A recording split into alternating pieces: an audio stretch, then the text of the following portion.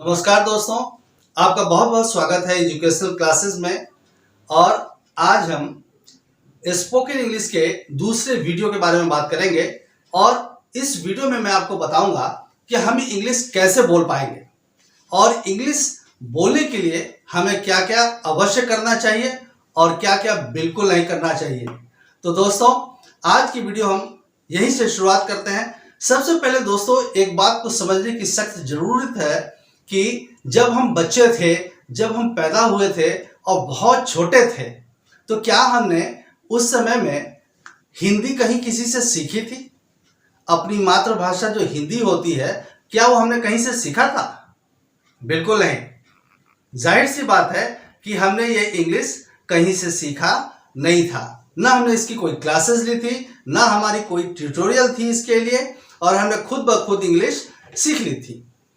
तो सवाल ये है कि जब हमने बिना सीखे हुए हिंदी सीख ली थी, तो आखिर ये कैसे संभव हुआ? तो मैं आपको बताऊं कि सबसे बड़ी चीज जो होती है वो होती है इन्वायरमेंट। आप जिस इन्वायरमेंट में रहते हैं, जैसे ही इन्वायरमेंट में जिस तरह की लैंग्वेज का इस्तेमाल होता है, वो लैंग्वेज आप आसानी से सीख लेते हैं। आपने हिंदी इसलिए सीख लिया कि आपके पास हिंदी बोलने वालों का एक इन्वायरमेंट था, एक कलेक्शन ऑफ पीपल थे आपके साथ जो हिंदी बोलते थे। और धीरे धीरे आपने उस इन्वायरमेंट में रह करके कुछ और भी आपने चीजें की, जैसे आपने ऑब्जर्व करना शुरू किया और फिर आप धीरे धीरे बोलने लग गए। तो दोस्तों, इंग्लिश के साथ भी हमें ऐसा ही कुछ करना है। कोई ऐसी नई चीज नहीं है, कोई ऐसी बहुत ही कोई बॉम्बास्टिंग चीज आपको नहीं करनी है कि आपको इंग्लिश सीखना हो और आसपास मोहल्ले में पूरा हल्ला हो जाए, पूरी आवाज हो जाए कि भाई ये इंग्लिश सीख रहे हैं। ऐसा कुछ नहीं करना। आपको सबसे पहला चीज जो करना है वो है आपका इन्वायरमेंट, यानी कि आप अपने आप को ऐसे लोगों के साथ रखें जो इंग्लिश बोलने वाले हैं। आप अपने आप को इंग्लिश बोलने वालों के साथ रखिए, इंग्लिश के साथ रखिए। अब इंग्लिश के साथ रखिए का मतलब क्या? इंग्लिश आप मूवीज देख सकते हैं, इंग्लिश न्यूज चैनल्स देख सकते हैं, इंग्लिश की बहुत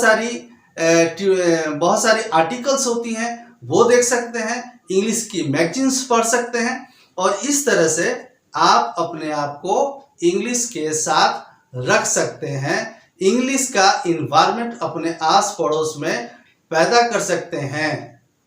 तो दोस्तों, अगर आपने ये इन्वायरमेंट पैदा कर दिया, तो इसके बाद आपका एक दूसरा काम है। दूसरा काम क्या करना है आपको? दूसरा काम ये करना है ऑब्जर्वेशन। ऑब्जर्वेशन किस चीज की करनी है आपको? आपको इस बात की ऑब्जर्वेशन करनी है कि जो लोग इंग्लिश बोल रहे हैं, हाँ, वो इंग्लिश कैसे बोल रहे हैं, किस तरीके से बोल रहे हैं, किस चीज को कैसे बोलते हैं, कहां पर किस चीज का इस्तेमाल करते हैं, बोलने का तरीका क्या है, और वो किन किन चीजों को इस्तेमाल करते हैं इंग्लिश बोलने के लिए। जब आपके पास इन्वायरमेंट हो जाएगा, जब आप अपना ऑब्जर्वेशन जारी रखेंगे, तो दोस्तों विश्वास करिए, धीरे धीरे आपको भी अंग्रेजी की लत हो जाएगी और आपके अंदर अंग्रेजी जैसा कीड़ा आपके शरीर में घुसना शुरू हो जाएगा और आपको धीरे धीरे इंग्लिश आने लग जाएगी। अब इसके बाद एकमात्र और काम करना है आपको, और वो काम क्या है? प्रैक्टिस। प्रैक्टिस करेंगे आप। कैसे प्रैक्टिस करेंगे? कुछ तरीका देखिए, मैं आपको बता रहा हूं आपको इंग्लिश की प्रैक्टिस कैसे करनी है। इन सारी चीजों को आप ध्यान में रखें और आप मेरे साथ बने रहें इस चैनल पे। मुझे पूरी उम्मीद है कि आप इंग्लिश सीख पाएंगे। तो दोस्तों, प्रैक्टिस कैसे करें? पहला देखिए, हर दिन आप कुछ ना कुछ लिखने की कोशिश करें अपनी कॉपी में, चाहे वो गलत हो, सही हो, अच्छा हो, बुरा हो, आप कुछ ना कुछ इंग्लिश में लिखने की कोशिश करें। और इंग्लिश में कुछ सोचिए, और ज्यादा घबराने की जरूरत नहीं है। ज्यादा घबराने की जरूरत नहीं है। इंग्लिश में कुछ सोचिए और फिर इसे अपनी आदत बनाइए। Try to imagine everything in English. आप अपने दिमाग में ट्रांसलेट मत करें। ज़्यादातर लोगों के साथ ऐसी समस्या देखी गई है कि जब भी इंग्लिश बोलने का समय होता है वो चीज़ों को ट्रांसलेट करना शुरू करते हैं। तो ट्रांसलेट करने की जरूरत नहीं है। Start thinking in English, don't try to translate it. Third thing, mistake से डरने की जरूरत नहीं है। चाहे वो आप इंग्लिश बोल रहे हो या इंग्लिश लिख रहे हो, कोई जरूरी नहीं है कि आप जब इंग्लिश बोलें तो गलती बिल्कुल ना हो, जब आप लिखें तो गलती बिल्कुल ना हो। ऐसा बिल्कुल ही संभव नहीं है। और सबसे बड़ी बात है कि इससे डरने की कोई जरूरत नहीं है।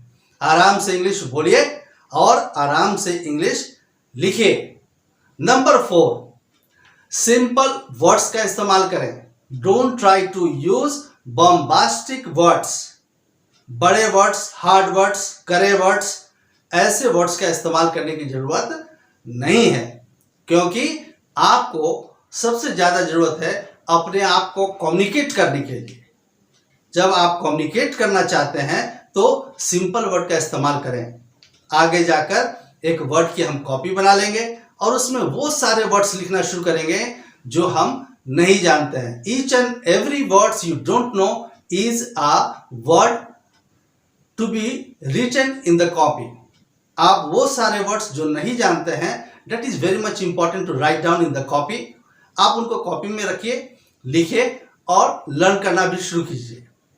अब इसके बाद एक आखिरी प्रोसेस है जो आपको करने हैं और ये बड़ा ही सिंपल है और आपको बड़ा ही मजा आएगा। और ये करना क्या है, आपको क्या करना है, आईने के सामने खड़े हो जाएं। आईने के सामने खड़े हो जाएं और स्टार्ट स्पीकिंग इंग्लिश।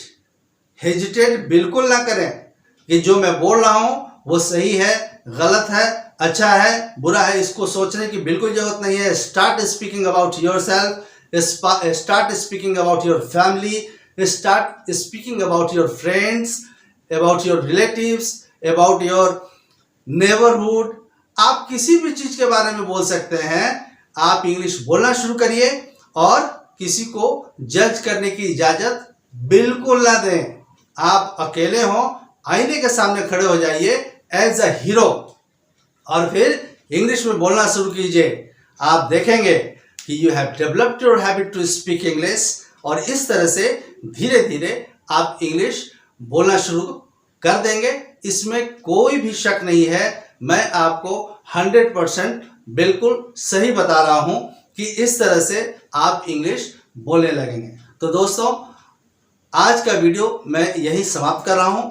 आप हमारे साथ इस YouTube के चैनल एजुकेशनल क्लासेस में बने रहें और हमारे इस YouTube के इस स्पोकन इंग्लिश के पार्ट 2 को सब्सक्राइब करें। यदि आपको पसंद आए तो इसे लाइक करें और हमारे साथ इस चैनल पर बने रहें ताकि हम स्पोकन इंग्लिश के और भी जो वीडियो डालें उससे आपको फायदा हो और आप एक शॉर्ट टर्म में इंग्लिश स्पीकिंग करना शुरू कर दें। Thank you.